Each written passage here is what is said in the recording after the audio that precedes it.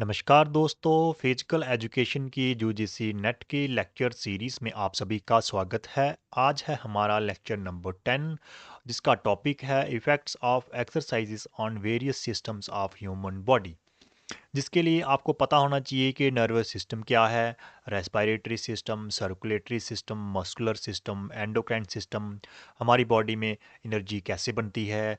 ये सभी टॉपिक्स आपको क्लियर होने चाहिए, तभी आपको आज का टॉपिक समझ आएगा। इसीलिए हमने इन सभी टॉपिक्स को लेक्चर नंबर 1 से लेकर 9 तक आपके पहले बेसिक्स क्लियर किए और आज हम पढ़ेंगे effects of exercises on these system. तो चलिए आज का टॉपिक, आज का लेक्चर स्टार्ट करते हैं, जो है इफ़ेक्ट्स ऑफ एक्सरसाइजेज। हमारी बॉडी पे एक्सरसाइजेज के इफ़ेक्ट दो तरह से होते हैं। कुछ होते हैं शॉर्ट टर्म इफ़ेक्ट्स, कुछ होते हैं long term effect. Short term effect वो होते हैं जो जब हम एक्सरसाइज स्टार्ट करते हैं तभी वो आना शुरू हो जाते हैं और वो कम से कम 1-2 दिन तक तो रहते हैं। लॉन्ग टर्म इफ़ेक्ट जो है वो परमानेंट इफ़ेक्ट होते हैं। सबसे पहले हम स्टार्ट करेंगे शॉर्ट टर्म इफ़ेक्ट से। तो हम इफ़ेक्ट किसके स्टडी कर रहे हैं? एक्सरसाइजेस के। एक्सरसाइजेस क्या होती हैं? एक्सरसाइजेस होती हैं मूवमेंट ऑफ बॉडी। कौन सी मूवमेंट्स? ऐसी मूवमेंट्स जो वेल प्लान्ड हो, जिनका मूवमेंट स्ट्रक्चर हो और जो रेपिटेटिव इन नेचर हो। फॉर एग्जांपल रनिंग होगी, जंपिंग होगी, थ्रोइंग होगी, साइकिलिंग होगी, स्विमिंग होगी, वेट लिफ्टिंग होगी, अलग अलग गेम्स होगी। इन सभी में मूवमेंट्स होती हैं, लेकिन जो मूवमेंट्स होती हैं वो प्लान्ड होती हैं, स्ट्रक्चर्ड होती हैं और रेपिटेटिव इन नेचर होती हैं। इसीलिए इन सभी मूवमेंट्स को हम क्या बोलते हैं? इनको बोलते हैं एक्सरसाइजेस और इनके कुछ शॉर्ट टर्म इफ़ेक्ट्स होते हैं। जब भी हम एक्सरसाइज करते हैं तो हमें मूवमेंट करनी पड़ेगी और जब भी मूवमेंट करनी है तो मूवमेंट कौन करवाता है बॉडी में? Skeletal muscles. स्केलेटल मसल्स कैसे मूवमेंट करवाते हैं? कॉन्ट्रैक्शन करवा के। अब कॉन्ट्रैक्शन करने के लिए स्केलेटल मसल्स को क्या चाहिए? कॉन्ट्रैक्शन करने के लिए स्केलेटल मसल को चाहिए एनर्जी। वो एनर्जी हमारे स्केलेटल मसल्स को कहाँ से मिलती है? वो एनर्जी हमारे स्केलेटल मसल्स को मिलती है, हमारी बॉडी में एनर्जी का एक सोर्स होता है, एक बैटरी होती है जिसको बोलते हैं एटीपी। एटीपी से एनर्जी निकलती है। कैसे निकलती है? एटीपी को हम वाटर के साथ तोड़ते हैं, हाइड्रोलिसिस करते हैं, हाइड्रोलिसिस करके वहाँ से निकलती है एनर्जी। एटीपी की फुल फॉर्म क्या होती है? Adenosine triphosphate. तो इसका मतलब अगर हमारे मसल्स को कॉन्ट्रैक्ट करना है, कॉन्ट्रैक्ट क्यों करना है? मूवमेंट करनी है। मूवमेंट करने के लिए अगर हमारे मसल्स को कॉन्ट्रैक्ट करना है तो उसके लिए एनर्जी चाहिए। एनर्जी हमें मिलेगी एटीपी से। This means we need ATP. हमें एटीपी चाहिए। अब एटीपी हमें कहाँ से मिलता है? हमारी बॉडी में एटीपी के स्टोर्स होते हैं। जैसे आपने घर में कुछ चीज़ें स्टोर करके रखी होती हैं, जमा करके रखी होती हैं, वैसे ही हमारी बॉडी ने भी एटीपी को स्टोर करके रखा होता है। कहाँ पे? हमारे मसल सेल में। हमारे मसल सेल में एटीपी स्टोर होती है। कहाँ पे? मसल सेल में जो एक्टिन और मायोसिन फिलामेंट्स हैं उनके पास। हमारे मसल सेल में होता है साइटोप्लाज्म, साइटोप्लाज्म में होते हैं एक्टिन और मायोसिन। उन एक्टिन और मायोसिन के पास ही एटीपी स्टोर होती है। तो हमारे जो मसल्स हैं वो क्या करते हैं? जब भी हम एक्सरसाइज करते हैं वो उस स्टोर्ड एटीपी को यूज़ करते हैं और उससे एनर्जी बनाते हैं, एनर्जी बना के मूवमेंट करते हैं। लेकिन ये जो स्टोर्ड एटीपी है ये बहुत जल्दी ख़त्म हो जाता है। कितनी जल्दी ख़त्म होता है? 1 से 3 सेकंड के अंदर ही ये ख़त्म होता है। का मतलब है अगर आपने कोई एक्सरसाइज रनिंग जंपिंग शुरू करी तो पहले 1 से 3 सेकंड्स तक आपको एनर्जी मिल जाएगी एटीपी से। कौन सी एटीपी से? जो मसल में ऑलरेडी स्टोर है। उसके बाद वो ख़त्म हो जाएगा। उसके बाद जब वो ख़त्म हो जाएगा एटीपी तो हमें क्या चाहिए? हमें मूवमेंट तो करनी है, रनिंग तो हमने 3 सेकंड के लिए तो करनी नहीं है, ज़्यादा करनी है। तो इसीलिए हमें क्या करना पड़ता है? हमें एटीपी को फिर से जनरेट करना पड़ता है। मतलब जो एटीपी एक बैटरी थी वो डेड हो चुकी है, उसको फिर से बनाना है हमें। तो एटीपी को बनाने के लिए हमारी बॉडी में एक सिस्टम होता है जिसे बोलते हैं एटीपी सीपी सिस्टम।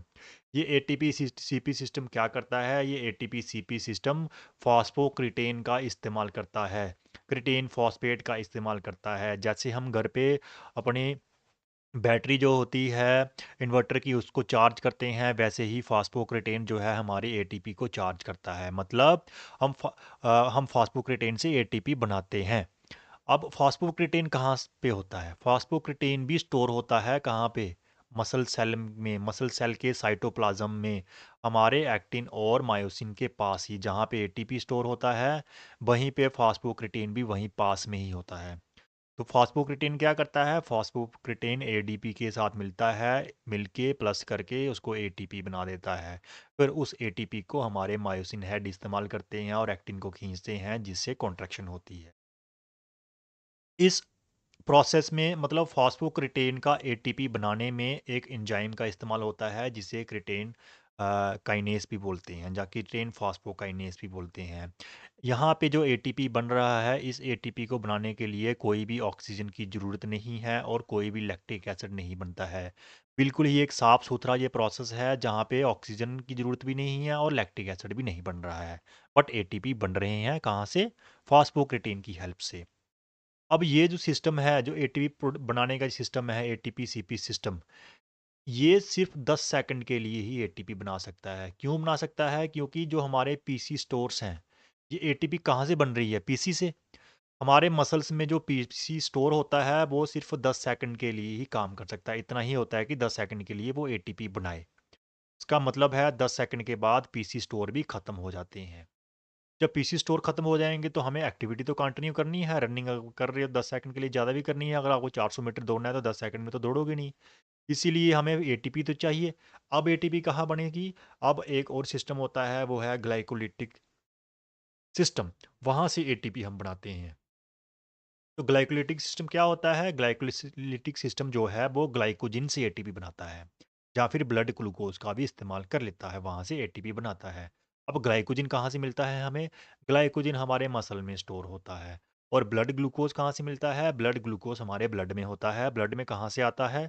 हमारे लीवर में ग्लाइकोजन स्टोर होता है। लीवर उस ग्लाइकोजन को ग्लूकोज बनाता है, ग्लूकोज बना के उसको ब्लड में डाल देता है। ब्लड उस ग्लूकोज को हमारे मसल्स के पास ले आता है। इसीलिए हमारे मसल के पास अपना ग्लाइकोजन भी होता है और ब्लड में ग्लूकोज जो है वो भी पहुंच जाता है। फिर इन दोनों में से कोई भी एक, या कोई दोनों दोनों में को इस्तेमाल करके हमारे मसल्स जो हैं वो एटीपी बनाते हैं। ठीक है। और जब ग्लूकोज या ग्लाइकोजन से एटीपी बनती है, तो हमें एटीपी तो मिल जाती है, बट उसके साथ साथ ही एक वेस्ट प्रोडक्ट बनता रहता है, जिसे हम लैक्टिक एसिड बोलते हैं। अब यहाँ पे भी हमें कोई ऑक्सीजन की ज़रूरत नहीं है, बट यहाँ पे लैक्टिक एसिड बन रहा। ये लैक्टिक एसिड क्या करता है? ये लैक्टिक एसिड धीरे-धीरे इकट्ठा होना शुरू हो जाता है, क्योंकि जब हम कंटिन्यू 10 सेकंड के बाद रनिंग करते जा रहे हैं, तो एटीपी बनती जा रही है, ग्लाइकोजन टूटता जा रहा है, ग्लूकोज टूटता जा रहा है, एटीपी बनती जा रही है, तो लैक्टिक एसिड भी बनता रहता है साथ-साथ में, क्योंकि ऑक्सीजन का इस्तेमाल नहीं हो रहा है। जब लैक्टिक एसिड बनता जाएगा, तो लैक्टिक एसिड इकट्ठा हो जाएगा। जब बहुत ज़्यादा लैक्टिक एसिड इकट्ठा हो जाएगा, तो उससे हमें थकान हो जाती है। क्यों होती है थकान? क्योंकि बहुत जो लैक्टिक एसिड है, वो एसिडिक इन नेचर होता है। और वो हमारे ब्लड को भी एसिडिक कर देता है, जिससे ब्लड का पीएच लेवल ड्रॉप कर जाता है। ब्लड का पीएच लेवल 7.4 होता है, वो ड्रॉप करके 6 हो जाएगा, 5 हो जाएगा, मतलब पीएच ड्रॉप हो जाता है। जब ब्लड पीएच ड्रॉप होता है, तो ब्लड जो अंदर एंजाइम्स हैं एनर्जी बनाने वाले, वो वो स्लो डाउन हो जाते हैं, क्योंकि वो 7.4 पे ही ज़्यादा काम करते हैं। अच्छा, तो वो स्लो डाउन हो जाते हैं। साथ में ही हमारे मसल्स को कैल्शियम चाहिए होती है। आपको हमने आपको मस्कुलर सिस्टम में पढ़ाया था कि सार्कोप्लाज्मिक रेटिकुलम से कैल्शियम निकलता है। तो जब ब्लड पीएच एसिडिक हो जाता है, तो कैल्शियम रिलीज भी कम हो जाता है। साथ में ही एक्टिन और मायोसिन की इंटरेक्शन है, जिससे हमारे मसल कॉन्ट्रैक्ट करते हैं। मायोसिन ही एक्टिन को खींचता है। तो जब ब्लड पीएच लो हो जाता है, जब एसिडिक हो जाता है, तो इनकी इंटरेक्शन भी अफेक्ट हो जाती है। तो क्या हो रहा है? लैक्टिक एसिड के इकट्ठे होने से ब्लड एसिडिक हो रहा है, एसिडिक होने से पीएच कम हो रही है, और पीएच कम होने से एंजाइम भी स्लो हो रहे हैं, कैल्शियम भी रिलीज नहीं हो रहा है, एक्टिन मायोसिन भी अच्छा काम नहीं कर रहे हैं, जिसकी वजह से हमारे मसल्स जो है वो कॉन्ट्रैक्ट करने में अ, मुश्किल होती है, और इतना अच्छा कॉन्ट्रैक्शन नहीं कर पाते हैं, जिससे हमें थकान महसूस होती है, हम थक जाते हैं। तो इसका मतलब है कि हमारा जो ग्लाइकोलिटिक सिस्टम है, वो हमें एटीपी तो दे रहा है, लेकिन साथ-साथ में लैक्टिक एसिड भी बना रहा है। और कुछ टाइम के बाद लैक्टिक एसिड इतना ज़्यादा हो जाता है कि हमारे मसल्स काम करना बंद कर देते हैं। अब ये टाइम कितना है? ये टाइम है हमारा 2 मिनट्स, अप्रॉक्सिमेटली 2 मिनट तक। तो हमारा जो ग्लाइकोलिटिक सिस्टम है, वो हमें एटीपी प्रोवाइड करता है 10 सेकंड से लेके 2 मिनट तक, और 2 मिनट के बाद लैक्टिक एसिड इतना ज़्यादा हो जाता है कि मसल्स काम करना बंद कर देते हैं।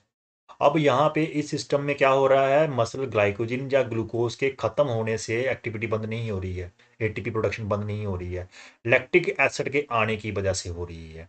हमारा जो मसल ग्लाइकोजन है वो 2-3 घंटे निकाल देता है, बट लैक्टिक एसिड जो है वो 2 मिनट में ही इतना ज़्यादा हो जाता है कि हमारे मसल्स जो है कॉन्ट्रैक्शन बंद कर देते हैं। अब अगर हमें कोई एक्टिविटी हम 2 मिनट के लिए तो करते नहीं है, हम रनिंग बहुत ज़्यादा भी करते हैं। अगर आपने 5 किलोमीटर 10 किलोमीटर दौड़ना है, क्रिकेट मैच खेलना है, वॉलीबॉल खेलना है, तो आप आधा आधा घंटा 1-1 घंटा खेलते रहते हो। तो वहाँ पे एटीपी कहाँ से आते हैं? वहाँ पे एटीपी आते हैं हमारे एरोबिक सिस्टम से। हमारी बॉडी शिफ्ट कर जाती है एरोबिक सिस्टम पे। एरोबिक सिस्टम ऐसा सिस्टम है जो ग्लाइकोजन का इस्तेमाल करता है, ब्लड ग्लूकोज का इस्तेमाल करता है, फैट से फैटी एसिड्स का इस्तेमाल कर लेता है, प्रोटीन से कीटो एसिड भी इस्तेमाल कर लेता है। ये इन सभी फ्यूल्स का इस्तेमाल करके ये एटीपी बनाता है, लेकिन इसको क्या चाहिए? इसको चाहिए ऑक्सीजन, इसीलिए इसको एरोबिक सिस्टम बोलते हैं। ये ऑक्सीजन का इस्तेमाल करता है। तो जैसे ही हमारे मसल्स को ग्लूकोज, ग्लाइकोजन, फैटी एसिड या कीटो एसिड मिलते हैं, साथ में ऑक्सीजन मिलती है, तो उससे हमारे मसल्स बनाते हैं एटीपी। जैसे हमारे ग्लाइकोलिटिक सिस्टम का बेस्ट प्रोडक्ट क्या था? Lactic acid. यहाँ पे बेस्ट प्रोडक्ट है कार्बन डाइऑक्साइड। ग्लाइकोलिटिक सिस्टम का जो लैक्टिक एसिड है उसको बॉडी से बाहर निकालने में लगता है टाइम, बट हमारा जो एरोबिक सिस्टम का बेस्ट प्रोडक्ट है कार्बन डाइऑक्साइड, ये साथ साथ में ही बॉडी के बाहर निकलता रहता है। आप सब जानते हैं कि हम सांस ले रहे हैं, ऑक्सीजन ले रहे हैं, सांस छोड़ रहे हैं, कार्बन डाइऑक्साइड बाहर निकाल रहे हैं, सांस ले रहे हैं, ऑक्सीजन ले रहे हैं, छोड़ रहे हैं, कार्बन डाइऑक्साइड बाहर निकाल रहे हैं। तो हमारे एरोबिक सिस्टम का जो बेस्ट है वो साथ साथ में ही बॉडी के बाहर निकलता जाता है। इसीलिए ये सिस्टम लंबे देर के लिए हमें एटीपी प्रोवाइड कर सकता है, क्योंकि ये ग्लूकोज, ग्लाइकोजन, फैटी एसिड्स तो लंबे देर के लिए अवेलेबल होते हैं। साथ साथ में ऑक्सीजन भी मिल जाती है और कार्बन डाइऑक्साइड भी बाहर निकलती रहती है, तो ये कंटिन्यू काम करता रहता है और कुछ लंबे देर के लिए हमें एनर्जी प्रोवाइड करता रहता है। तो अभी तक हमने जो समझा है वो इस तरह से यहाँ पे है कि पहले 1 से 3 सेकंड के लिए क्या होता है? पहले 1 से 3 सेकंड के लिए हमारी बॉडी में जो एटीपी ऑलरेडी स्टोर होते हैं वो मेन एनर्जी प्रोवाइड करते हैं 80 to 90%। ऐसा नहीं होता है कि पहले 1 से 3 सेकंड सिर्फ एटीपी, उसके आगे सिर्फ एटीपी सीपी, फिर सिर्फ ग्लाइकोलिटिक, फिर सिर्फ ऑक्सीजन, ऐसे डायरेक्ट जंप नहीं होते हैं। सभी काम कर रहे होते हैं, लेकिन कुछ डोमिनेंट होते हैं। पहले 3 सेकंड के लिए स्टोर्ड एटीपी ही ज़्यादा एनर्जी देते हैं, वो डोमिनेंट है। एटीपी सीपी भी काम स्टार्ट कर चुका होता है। उसके बाद 3 सेकंड के बाद जब 10 सेकंड तक आप कोई रनिंग कर रहे हो तो वहाँ पे एटीपी तो डिप्लीट हो चुका है 3 सेकंड में। एटीपी सीपी ज़्यादा एनर्जी दे रहा होता है। एनारोबिक ग्लाइकोलिसिस भी काम स्टार्ट कर चुका होता है, मतलब पहले 3 से 10 सेकंड के बीच में भी थोड़ा सा लैक्टिक एसिड तो बन चुका होता है ना। इतनी एनर्जी तो यहाँ से आती है 20 से 30%। उसके बाद 10 सेकंड के बाद जो 2 मिनट तक का टाइम ड्यूरेशन होता है, जैसे 800 मीटर रेस लगा रहे हो तो वहाँ पे एटीपी डिप्लीट हो चुका है, एटीपी सीपी बहुत कम हो चुके हैं। एनारोबिक ग्लाइकोलिसिस सबसे ज़्यादा काम कर रहा होता है, 50 to 60% एटीपी यहाँ से आ रहे होते हैं, लैक्टिक एसिड बन रहा होता है। साथ साथ में एरोबिक सिस्टम भी काम कर रहा होता है। ये नहीं है कि डायरेक्ट इसके बंद होने के बाद ही एरोबिक सिस्टम स्टार्ट होता है, ऐसा कुछ नहीं होता है। वो समझाने के लिए हमने आपको बताया है। यहाँ पे इस तरह से ये है। और 2 मिनट के बाद क्या होता है? एटीपी तो पहले के डिप्लीट हो चुके हैं, पीसी भी डिप्लीट हो चुका है, एरोबिक एनारोबिक ग्लाइकोलिसिस भी बंद हो जाता है, क्योंकि लैक्टिक एसिड बन जाता है, और मेन जो है एरोबिक सिस्टम काम करता है। और ग्रेजुअली इतना ज़्यादा बढ़ जाता है कि 98% एटीपी जो है वो एरोबिक सिस्टम से ही आती है हमारी बॉडी में। 2 मिनट के बाद हम जो पूरा दिन जैसे काम कर रहे हैं तो वहीं से एरोबिक सिस्टम से आ रही है। इसलिए एरोबिक सिस्टम मेन सिस्टम है। तो हम प्रोलॉन्ग्ड एक्टिविटी कर सकते हैं, लंबे देर के लिए खेल सकते हैं, दौड़ सकते हैं हम एरोबिक सिस्टम की वजह से और इन सभी सिस्टम्स की वजह से। अब यहाँ पे क्या हो रहा है? जब आपने कोई एक्टिविटी कर ली, जब आपने कोई मैच खेल लिया, तो आपके एटीपी तो डिप्लीट हो चुके हैं पहले के, पीसी स्टोर भी 10 सेकंड के अंदर डिप्लीट हो गए, लैक्टिक एसिड भी बन चुका है, ग्लाइकोजन स्टोर भी डिप्लीट हो चुके हैं। जब आप 2-3 घंटे के लिए कोई मैच खेल लो, हमारे बॉडी में ऑक्सीजन के स्टोर्स होते हैं, जैसे मायोग्लोबिन में, मसल्स में मायोग्लोबिन होती है, प्रोटीन वो स्टोर करके रखती है। हेमोग्लोबिन होती है, एक पिगमेंट जो हमारे ब्लड में होती है, वो स्टोर करके रखती है ऑक्सीजन को। तो इनमें भी ऑक्सीजन कम हो चुकी होती है, क्योंकि हमने इतना ज़्यादा काम कर लिया है, प्रोलॉन्ग एक्टिविटी कर लिया है 2-3 घंटे की, ऑक्सीजन बहुत कम हो गई है। उसके बाद हमारे जो साथ साथ में जब ज़्यादा हम काम करेंगे, ज़्यादा एटीपी बनेगा, ज़्यादा एटीपी बनता है तो ज़्यादा हीट बनती है, जिससे बॉडी टेम्परेचर बढ़ जाता है। तो ये सारी चीज़ें क्या कर रही हैं? ये सारे इवेंट्स क्या कर रहे हैं? हमारे बॉडी के जो नॉर्मल फंक्शनिंग है, नॉर्मल होम्योस्टेसिस है, उसको डिस्टर्ब कर देते हैं। तो इसके लिए हमें लेनी पड़ती है रेस्ट। और जब हम रेस्ट लेते हैं तो हमारा ये होम्योस्टेसिस वापस रीगेन होता है। तो रेस्ट के दौरान हम क्या करते हैं? इन सभी चीज़ों को रीस्टोर करते हैं, वापस नॉर्मल लेके आते हैं। चलिए देखते हैं वन बाय वन। सबसे पहले एटीपी स्टोर। जो हमने एटीपी स्टोर डिप्लीट किए थे उनको 3 से 5 मिनट लगते हैं वापस रिकवर करने में। इसीलिए आपने एग्जांपल्स देखी होगी जिम में कि को जो मैक्सिमम स्ट्रेंथ की ट्रेनिंग करते हैं उनको बोलते हैं 1 से 3 रेपिटेशन लगाओ, क्योंकि थोड़ा सा टाइम ही एटीपी स्टोर 1 से 3 सेकंड तक ही काम करते हैं। तो बोलते हैं इतनी एक से एक रेपिटेशन 2 रेपिटेशन लगाओ आप, और बीच में रिकवरी लो 3 से 5 मिनट। क्यों? क्योंकि हमारा जो मैक्सिमम स्ट्रेंथ की जो एक्सरसाइज है वहाँ पे एटीपी स्टोर इस्तेमाल होते हैं, और एटीपी स्टोर 5 मिनट तक ही फुल रिकवर होते हैं, इसीलिए इतनी ज़्यादा रेस्ट ली जाती है वहाँ पे। उस और इन एटीपी स्टोर्स को रिकवर करने के लिए हमें क्या चाहिए? हमें चाहिए एटीपी। वो एटीपी कहाँ से आएगा? जब आप रेस्ट कर रहे हो तो आपका कौन सा सिस्टम काम कर रहा होता है? एरोबिक सिस्टम काम कर रहा होता है। एरोबिक सिस्टम मान लो काम कर रहा है, और नॉर्मल एटीपी आपको 20 एटीपी चाहिए, तो 20 एटीपी बना रहा है। लेकिन जो एटीपी स्टोर खत्म हो चुके हैं, इसको भी रिकवर करने के लिए इसको 20 की जगह 25 एटीपी बनाने पड़ेंगे, 5 एक्स्ट्रा बना लें। हम एग्जांपल ले रहे हैं, मान लो 5 एटीपी चाहिए इसको रिकवर करने के लिए, तो 20 तो नॉर्मल बना रहा है वो, लेकिन 5 उसको एक्स्ट्रा बनाने पड़ेंगे ताकि वो 5 बना के इन स्टोर्स में भेजे और स्टोर्स रिकवर हो जाएं। तो इसका मतलब है कि एटीपी स्टोर को रिकवर करने के लिए नॉर्मल जब हम रेस्ट कर रहे होते हैं तो हमारी बॉडी एक्स्ट्रा एटीपी बना रही होती है। वो एक्स्ट्रा एटीपी बनाने के लिए एक्स्ट्रा ऑक्सीजन इस्तेमाल कर रही होती है। दिस मीन्स हमारे एटीपी स्टोर्स की रिकवरी के लिए हमें एक्स्ट्रा ऑक्सीजन खानी पड़ती है, इसलिए हम जब दौड़ के बैठे हुए होते हैं तभी हमें सांस चढ़ी हुई होती है। उसके बाद पीसी स्टोर्स को अगर रिकवर करना हो तो पीसी स्टोर्स आपके 50% पीसी स्टोर जो है वो 30 सेकंड में रिकवर हो जाते हैं, 75% पीसी स्टोर्स 1 मिनट में, और सारे के सारे रिकवर करने हो तो 5 मिनट लगते ही लगते हैं। सेम चीज़ है जिम की ट्रेनिंग जब होती है, तो वहाँ पे अगर आपने 8 से 12 रेपिटेशन हाइपरट्रॉफी की कर रहे हो, तो वहाँ पे क्या बोलते हैं कि आप 30 सेकंड रेस्ट लो फिर एक सेट लगाओ, 30 सेकंड रेस्ट लो फिर एक सेट लगाओ। वो 30 सेकंड यहीं पे है, क्योंकि 8 से 10 सेकंड के लिए जो एक्टिविटी होती है उसमें पीसी ज़्यादा इस्तेमाल होता है, और पीसी 50% रिकवर हो जाता है 30 सेकंड में ही। ठीक है। और अगर आपने मैक्सिमम स्ट्रेंथ की कोई एक्सरसाइज कर रहे हो तो वहाँ से 3 5 से 5 मिनट ही, जैसे 30 मीटर स्प्रिंट लगाते हो, 80 मीटर स्प्रिंट लगाते हो, तो वहाँ से 3 से 5 मिनट की आपको रिकवरी देते हैं, क्योंकि एटीपी और सीपी दोनों को टाइम लगता है फुल रिकवर होने में। तो अब जैसे एटीपी स्टोर्स को रिकवर करने के लिए एक्स्ट्रा एटीपी बनानी पड़ रही थी, वैसे ही पीसी स्टोर्स को रिकवर करने के लिए हमें एटीपी चाहिए होती है। पीसी स्टोर को कैसे रिकवर किया जाता है? क्रिटेन और एटीपी की रिएक्शन होती है, जिससे क्रिटेन फॉस्फेट बनता है, जिसको फॉस्फोक्रिटेन या पीसी भी बोलते हैं। मतलब पीसी को बनाने के लिए हमें एटीपी चाहिए।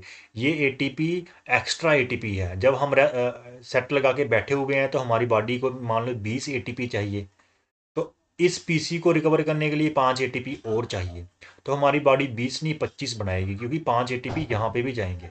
तो वो जो एक्स्ट्रा एटीपी बन रहे हैं उसके लिए एक्स्ट्रा ऑक्सीजन इस्तेमाल होती है।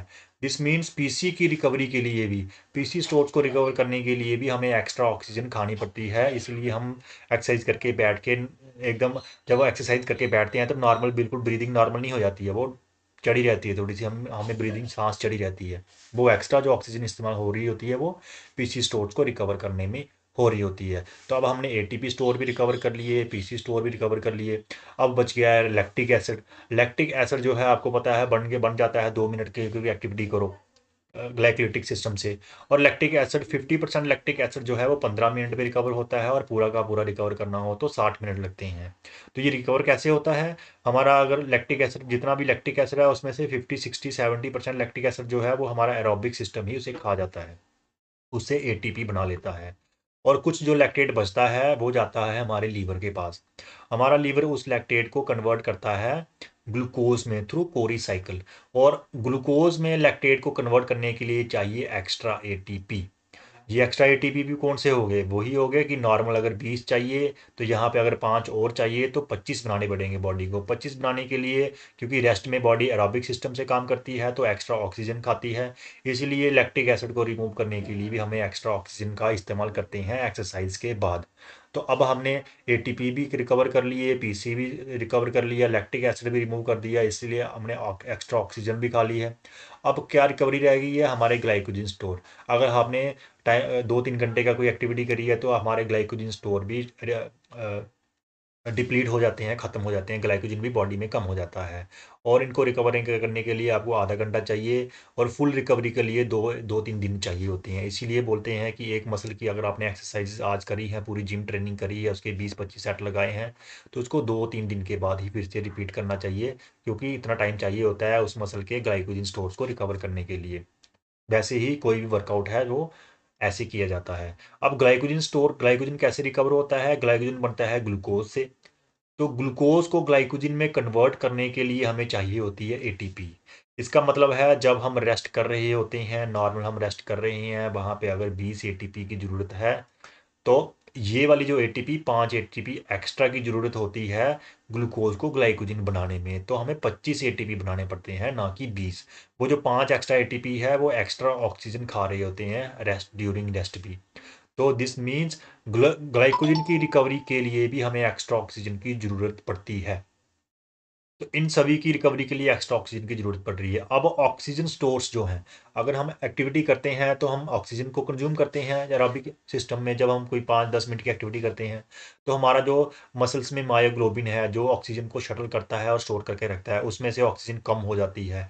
हेमोग्लोबिन में ऑक्सीजन कम हो जाती है। इनकी जो कम हुई ऑक्सीजन है, उसको हमें फिर से रीस्टोर करना पड़ता है। इसका मतलब अगर हम 1 मिनट में 100 ml की ऑक्सीजन ले रहे हैं, तो नॉर्मल कंडीशन में तो मायोग्लोबिन स्टोर के लिए 50 ml एक्स्ट्रा लेनी पड़ेगी, इसके लिए 50 ml एक्स्ट्रा लेनी पड़ेगी, तो नॉर्मल में 200 लेनी पड़ेगी। अब 200 लेनी पड़ रही है, मतलब 100 एक्स्ट्रा लेनी पड़ रही है इनको रिकवर करने के लिए। दिस मीन्स एक्सरसाइज के बाद ड्यूरिंग रेस्ट जो एक्स्ट्रा ऑक्सीजन इस्तेमाल करते हैं वो खुद यहाँ पे भी जाती है। मीन्स ऑक्सीजन स्टोर्स को रिकवर करने के लिए भी एक्स्ट्रा ऑक्सीजन चाहिए। अब एटीपी रिकवर हो गया, पीसी रिकवर हो गया, लैक्टिक एसिड रिमूव हो गया, ग्लाइकोजन रिकवर हो गया है, ऑक्सीजन रिकवर हो गई है। साथ साथ में हमने आपको बताया था कि एक्सरसाइज करने से हमारी बॉडी का टेम्परेचर भी बहुत ज़्यादा बढ़ जाता है। उस टेम्परेचर को कैसे कम कर सकते हैं? उस करती है हमारी बॉडी उस टेम्परेचर को कम करती है कि हमारी बॉडी जो है, हमारी स्किन में जो ब्लड वेसल्स हैं उनको डायलेट करती है। डायलेट करने का मतलब है उनके डायमीटर को बढ़ाती है। जब डायमीटर बढ़ता है तो जो हमारा ब्लड है वो स्किन की तरफ जाता है। जो हमारी ब्लड पूरी बॉडी में घूमता रहता है, तो हमारी बॉडी के जो टेम्परेचर है, मसल्स का टेम्परेचर है, उसको स्किन के पास लेके जाता है। उस हीट को स्किन से वो हीट बॉडी के बाहर जाती है। और स्किन के पास पहुंचाने के लिए हमारे हार्ट को भी काम करना पड़ता है। वहाँ पे भी एक्स्ट्रा एटीपी चाहिए, एक्स्ट्रा एनर्जी चाहिए। साथ में ही हमारे स्किन में होते हैं sweat glands. Sweat glands sweating करते हैं, जिससे इवेपोरेशन होती है और टेम्परेचर डाउन होता है। तो स्वेट ग्लैंड्स को काम करने के लिए भी एटीपी चाहिए। तो मतलब यहाँ पे भी एक्स्ट्रा ऑक्सीजन लगती है जब हम रेस्ट कर रहे होते हैं। दिस मीन्स जितनी भी ये एटीपी स्टोर्स हो गए, पीसी स्टोर्स हो गए, मायोग्लोबिन हेमोग्लोबिन स्टोर्स हो गए, लैक्टिक एसिड रिमूवल हो गया, ग्लाइकोजन लेवल को रिस्टोर करना हो गया, टेम्परेचर को नॉर्मल करना हो गया, ये सभी क्या करते हैं? ये सभी होते हैं एक्सरसाइज के बाद ड्यूरिंग रेस्ट। बट ये एक्स्ट्रा ऑक्सीजन ले रहे होते हैं नॉर्मल लेवल से एक्स्ट्रा ऑक्सीजन। ये जो एक्स्ट्रा ऑक्सीजन है आफ्टर एक्सरसाइज, इसको बोलते हैं ऑक्सीजन डेप्थ। जहाँ फिर ईपॉक, ईपॉक का मतलब होता है E for excess, P for post exercise, O for oxygen, C for consumption. Excess post exercise oxygen consumption, मतलब एक्सरसाइज के बाद जो एक्स्ट्रा ऑक्सीजन हम कंज्यूम कर रहे हैं उसको ईपॉक बोलते हैं, जहाँ ऑक्सीजन डेप्थ बोलते हैं। तो इस तरह से एक्सरसाइज क्या करती है? टेम्परेरी चेंजेस लाती है हमारी बॉडी में, और इनको रिकवर करने के लिए और ज़्यादा चेंजेस आती हैं हमारी बॉडी में। ठीक है। और एटीपी स्टोर्स जो है वो आपको बताया 3 से 5 मिनट में रिकवर होते हैं। पीसी स्टोर 3 से 5 मिनट में। ऑक्सीजन की रिकवरी जो मायोग्लोबिन और हेमोग्लोबिन, वो भी 3 से 5 मिनट के अंदर हो जाते हैं। तो ये शॉर्ट टर्म रिकवरी है, बड़ी जल्दी हो जाती है। लॉन्ग टर्म में आपको लैक्टिक एसिड रिमूव करना हो, टेम्परेचर नॉर्मलाइज करना हो, या ग्लाइकोजन, जो ये थोड़ा ज़्यादा टाइम लेते हैं। इसीलिए ईपॉक के दो कंपोनेंट हैं, एक शॉर्ट कंपोनेंट है, एक लॉन्ग कंपोनेंट। शॉर्ट कंपोनेंट को फास्ट कंपोनेंट बोलते हैं, जल्दी जल्दी काम करता है, 5 मिनट में रिकवरी दे देता है एटीपी सीपी और ऑक्सीजन की। यहाँ पे लैक्टिक एसिड रिमूव नहीं हो रहा है, इसलिए इसी ए लैक्ट एसिड भी कंपोनेंट भी कहते हैं। वहीं दूसरे में लैक्ट एसिड कम हो रहा है, क्योंकि वहाँ पे ग्लाइकोजन की रिकवरी हो रही है, लैक्टिक एसिड रिमूव हो रहा है, टेम्परेचर रेगुलेशन हो रही है, तो इसलिए इसको लैक्ट एसिड कंपोनेंट बोलते हैं, जहाँ फिर स्लो कंपोनेंट भी बोलते हैं। तो यहाँ तक हमने समझा कि हमारा बॉडी का सबसे मेन सिस्टम जो क्या है, वो है एरोबिक सिस्टम, जो हमें एटीपी भी प्रोवाइड करता है और इन सभी स्टोर्स को रिकवर करने में भी एरोबिक सिस्टम ही काम करता है, वहीं से एटीपी आती है। तो ये एक मेन सिस्टम है जो हमें मैक्सिमम एनर्जी प्रोवाइड करता है एक्सरसाइज के दौरान, और ATP CP system, glycolytic system, इन सबको रिस्टोर भी करता है। अब एरोबिक सिस्टम की फंक्शनिंग जो है वो कैसे होती है? एरोबिक सिस्टम की फंक्शनिंग के लिए हमें क्या चाहिए? कंटिन्यूस सप्लाई ऑफ ऑक्सीजन चाहिए, ग्लूकोज चाहिए, लैक्टिक एसिड रिमूवल होना चाहिए फास्ट, और कार्बन डाइऑक्साइड को बॉडी से बाहर निकालना है। मेन है कि ऑक्सीजन चाहिए जल्दी और कार्बन डाइऑक्साइड को जल्दी बाहर निकालना है बॉडी से, तभी एरोबिक सिस्टम कंटिन्यू काम करेगा। और ऑक्सीजन जल्दी कहाँ से मिलती है? जब हम ब्रीदिंग रेट बढ़ाते हैं, ज़्यादा सांस लेते हैं, ठीक है, वो सांस ऑक्सीजन को ब्लड में डालती है, तो हार्ट रेट बढ़ाना पड़ेगा ताकि ज़्यादा से ज़्यादा ब्लड पंप हो। स्ट्रोक वॉल्यूम बढ़ाना पड़ेगा, एक पंप में ज़्यादा ब्लड जाए। कार्डिक आउटपुट बढ़ानी पड़ेगी, 1 मिनट में ज़्यादा ब्लड पंप हो। ब्लड का जो हमारे हार्ट का फोर्स ऑफ कॉन्ट्रैक्शन है उसको बढ़ाना पड़ेगा ताकि हार्ट बहुत ज़्यादा ब्लड पंप करे। और साथ में ब्लड जो है पंप तो कर रहा है, उसको पहुंचाना पड़ेगा कहाँ? वर्किंग मसल्स के पास। तो हमारा जो डाइजेस्टिव सिस्टम है वहाँ से ब्लड को निकाल के मसल्स के पास भेजा जाता है, ठीक है।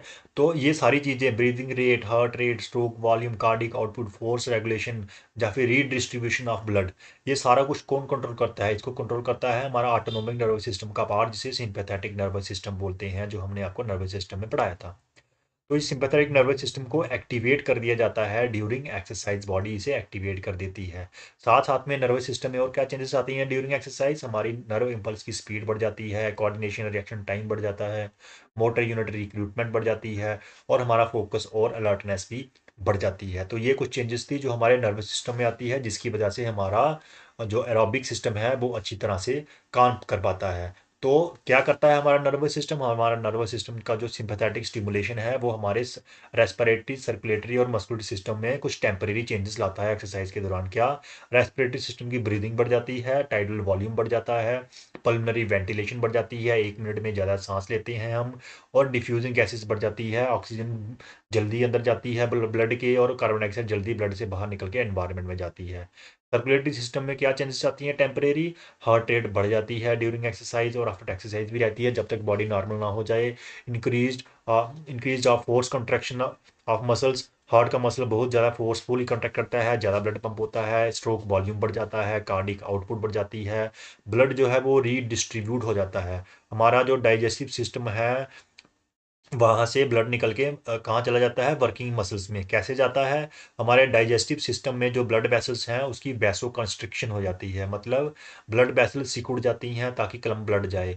और वहीं हमारे जो वर्किंग मसल्स हैं उनकी ब्लड वेसल्स की वैसो डायलेशन हो जाती है, वो ब्लड वेसल्स बड़ी बड़ी हो जाती हैं, थोड़ा डायमीटर बढ़ जाता है, जिससे वर्किंग मसल्स में ब्लड चला जाता है और उनको ज़्यादा ऑक्सीजन मिलती है, और वहाँ से कार्बन डाइऑक्साइड बाहर निकलती है और ऑर्बिक सिस्टम काम करता है।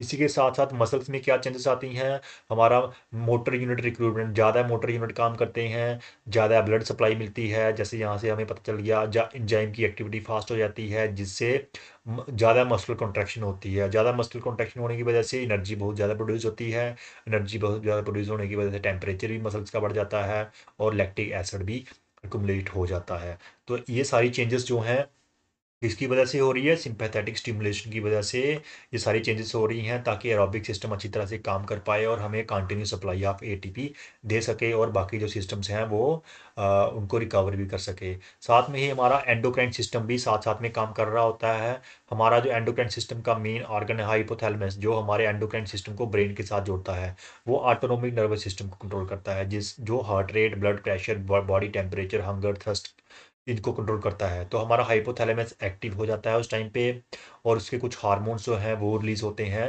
एक्सरसाइज के दौरान, जो हमारे पिट्यूटरी ग्लैंड को एक्टिवेट करते हैं। पिट्यूटरी ग्लैंड क्या करता है? ग्रोथ हार्मोन को रिलीज करता है। ग्रोथ हार्मोन का काम होता है ग्रोथ करना और फैट यूज़ करना। तो एक्सरसाइज के दौरान हमें फैट यूज़ करके एटीपी बनाना है, इसलिए ग्रोथ हार्मोन की प्रोडक्शन बढ़ जाती है। एसीटीएच हार्मोन जो है वो हमारे कॉर्टिसोल रिलीज को कंट्रोल करता है, ये हमारे एड्रिनल ग्लैंड को स्टिमुलेट करता है। तो ड्यूरिंग एक्सरसाइज हमें कॉर्टिसोल चाहिए, इसीलिए इसकी प्रोडक्शन भी बढ़ जाती है। हमारा जो थायराइड स्टिमुलेटिंग हार्मोन है वो क्या करता है? थायराइड को स्टिमुलेट करता है, और ड्यूरिंग एक्सरसाइज हमें थायराइड की एक्टिविटी चाहिए, इसलिए इसकी भी इंक्रीज हो जाती है प्रोडक्शन। फॉलिकल स्टिमुलेटिंग हार्मोन और लिटनाइजिंग हार्मोन जो है उनका कोई रोल नहीं होता है, इसलिए इनमें कोई चेंज नहीं आता है ड्यूरिंग एक्सरसाइज। प्रोलैक्टिन जो है वो मेटाबॉलिज्म रेगुलेट करता है, इसलिए प्रोलैक्टिन की सिक्रेशन भी बढ़ जाती है। एडीएच जो है एंटी डाइजरेटिक, मतलब ये पानी को प्रिजर्व करके रखता है ताकि डिहाइड्रेशन ना हो, तो हमें एक्सरसाइज के दौरान बॉडी के अंदर पानी चाहिए, इसीलिए इसकी प्रोडक्शन बढ़ जाती है। ऑक्सीटोसिन जो है वो स्ट्रेस रिडक्शन करता है, मूड को इम्प्रूव करता है, तो एक्सरसाइज के दौरान इसलिए इसकी भी प्रोडक्शन बढ़ जाती है। बात आई थायराइड ग्लैंड की। थायराइड ग्लैंड क्या करता है? थायराइड ग्लैंड T3 और T4 हार्मोन्स रिलीज करता है। इनका काम होता है मेटाबॉलिज्म बढ़ाना और ऑक्सीजन का यूज बढ़ाना। इन दोनों का इस्तेमाल एक्सरसाइज के दौरान अच्छा होता है, इसीलिए इनकी सिक्रेशन भी बढ़ जाती है। एक कैल्सिटोनिन हार्मोन होता है थायराइड का, जिसका काम होता है कैल्शियम को कम करना ब्लड में, लेकिन हमें कैल्शियम ज़्यादा चाहिए, इसलिए इसमें कोई चेंज नहीं आती है। पैराथायराइड हार्मोन ग्लैंड जो है उसका एक हार्मोन होता है PTH, पैराथायराइड हार्मोन। इस हार्मोन का काम है ब्लड में कैल्शियम लेवल को बढ़ाना, और कैल्शियम हमें मस्कुलर कंट्रैक्शन में काम आती है, इसीलिए इस ये हार्मोन की सिक्रेशन भी थोड़ी बढ़ जाती है ड्यूरिंग एक्सरसाइज। पैंक्रियास दो हार्मोन्स रिलीज करते हैं, इंसुलिन और ग्लूकागन। इंसुलिन का काम है ब्लड ग्लूकोज को कम करना, ग्लूकागन का काम है ब्लड ग्लूकोज को बढ़ाना। एक्सरसाइज के दौरान हमें ब्लड ग्लूकोज ज़्यादा चाहिए, इसीलिए ग्लूकागन का सिक्रेशन बढ़ जाता है, इंसुलिन का सिक्रेशन कम हो जाता है। एड्रिनल ग्लैंड की बात करें तो एड्रिनल ग्लैंड के कुछ हार्मोन्स होते हैं, जैसे एड्रिनलाइन जो हार्ट रेट को बढ़ाता है, नॉर एड्रिनलाइन जो ब्लड प्रेशर को बढ़ाता है, कॉर्टिसोल जो एनर्जी प्रोवाइड करता है, अल्डोस्टेरोन जो साल्ट और वाटर बैलेंस को बना के रखता है। तो ये सारी चीज़ें हमें एक्सरसाइज के दौरान चाहिए, इसलिए इन सभी की सिक्रेशन बहुत ज़्यादा बढ़ जाती है during exercise. Gonads testosterone, estrogen estrogen और प्रोजेस्टेरोन को रिलीज करते हैं। तो टेस्टोस्टेरोन का काम है मसल स्ट्रेंथ इंक्रीज करना, एस्ट्रोजन का काम है मेटाबॉलिज्म सपोर्ट करना, और प्रोजेस्टेरोन का काम है रिप्रोडक्टिव रेगुलेशन करना। तो इनका ज़्यादा काम नहीं होता है एक्सरसाइज में, इनमें कोई चेंज नहीं आती है, टेस्टोस्टेरोन का काम होता है थोड़ा सा बढ़ जाता है। तो इस तरह से हमारा जो एक्सरसाइज है क्या कर रही हैं, हमारे नर्वस सिस्टम को एक्टिवेट करती हैं, हमारे रेस्पिरेटरी सिस्टम में टेम्परेरी चेंजेस आ जाती हैं, हमारे सर्कुलेटरी सिस्टम में टेम्परेरी चेंजेस आ जाती हैं, जैसे हार्ट रेट बढ़ना, हमारे मस्कुलर सिस्टम में टेम्परेरी चेंजेस आ जाती हैं, एंडोक्राइन सिस्टम भी एक्टिवेट हो जाता है, और एनर्जी सिस्टम भी एक्टिवेट हो जाते हैं। इस तरह से हमारी जो एक्सरसाइज हैं इन सभी सिस्टम्स को अफेक्ट करती हैं। ये थे हमारे टेम्परेरी और short term effect of exercise, जो एक्सरसाइज स्टार्ट करते ही स्टार्ट हो जाते हैं और कुछ दिनों तक रहती हैं। तो अगर ये एक्सरसाइज अगर आप डेली करोगे, डेली ये इफेक्ट आएंगे, डेली ये इफेक्ट आएंगे, बार बार करते रहोगे, बार बार करते रहोगे, तो हमारे इन्हीं सिस्टम्स पे कुछ परमानेंट चेंजेस आ जाती हैं, structural and functional permanent changes. वो structural and functional permanent changes उनको बोलते हैं हम long term effect of exercise on various systems of human body. वो हम अपने नेक्स्ट यूनिट में करेंगे, आज हम नेक्स्ट नेक्स्ट लेक्चर में करेंगे। आज हमने देखा है टेम्परेरी और शॉर्ट टर्म इफेक्ट, जिसमें हमने एंडोक्राइन सिस्टम के इफेक्ट देखे, साथ में हमने देखा रेस्पिरेटरी, सर्कुलेटरी और मस्कुलर सिस्टम में क्या चेंजेस आती हैं, नर्वस सिस्टम में क्या चेंजेस आती हैं, और एनर्जी सिस्टम्स किस तरह से काम करते हैं हमारे ड्यूरिंग एक्सरसाइज, जो हमारी थी हमारी टेम्परेरी चेंजेस इन और short term changes in various systems. तो चलिए मिलते हैं नेक्स्ट लेक्चर में with the topic long term और permanent changes in various systems of human body. Till then take care, goodbye, thank you.